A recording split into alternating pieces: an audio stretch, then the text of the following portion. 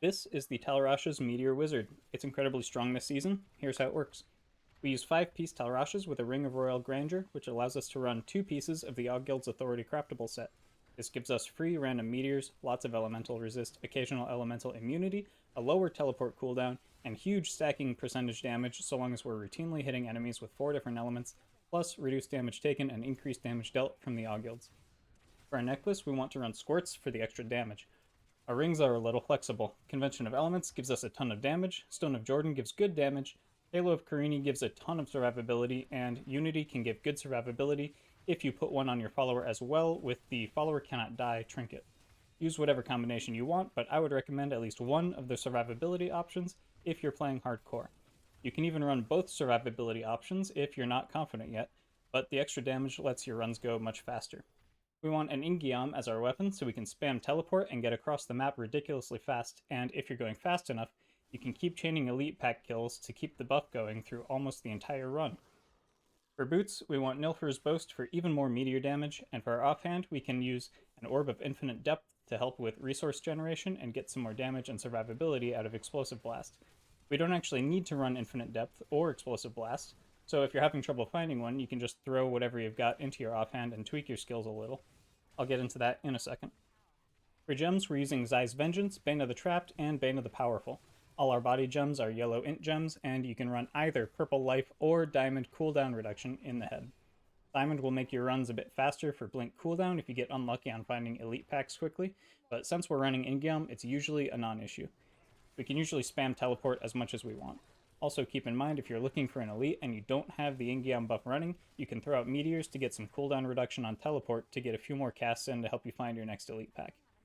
In the cube we have the Grand Vizier and Mempo of Twilight for more meteor stuff, and Ring of Royal Grandeur so we can run Tal Rashas and Aughilds at the same time. You can mix and match all of these as much as you want. If you find one of these items that would be great to wear, and you can put something else in the cube instead, go for it. It really doesn't matter. On our follower, if you're running Unity, make sure your follower has Unity and the Follower Cannot Die trinket. If not, you can put in an Oculus ring. We don't stand still long enough to really make use of the power circles it creates, but we might as well throw something in there. Running a Ring of Royal Grandeur can be nice because it lets us use the set bonuses of both Sage's Journey and Kane's Destiny, which give us more Death's Breaths and Greater Rift Keystones when we're doing normal rifts. We can run Flavor of Time to get extra duration out of the pylons we find, and homing pads for the shoulders can be nice so you don't get interrupted on teleporting back to town, but none of that is very important, it's all just nice quality of life stuff. The most important thing is the Nemesis Bracers, which gives us an extra elite pack whenever we touch a pylon. This lets us proc In-Geom way easier and also clear the rift faster since we're getting more elite packs and thus more progress medallions. Our skills are fairly flexible. The most important thing is that we must always have 4 skills that are dealing different elemental damage.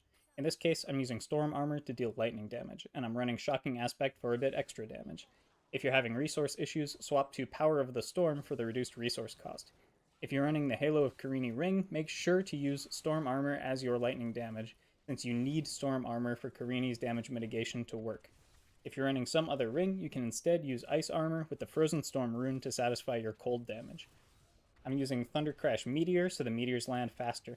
If you need a way to satisfy cold damage, you can instead run Comet. Comet does better damage in general, but once you have enough damage to basically one-shot everything anyway, I like Thunder Crash for the landing speed.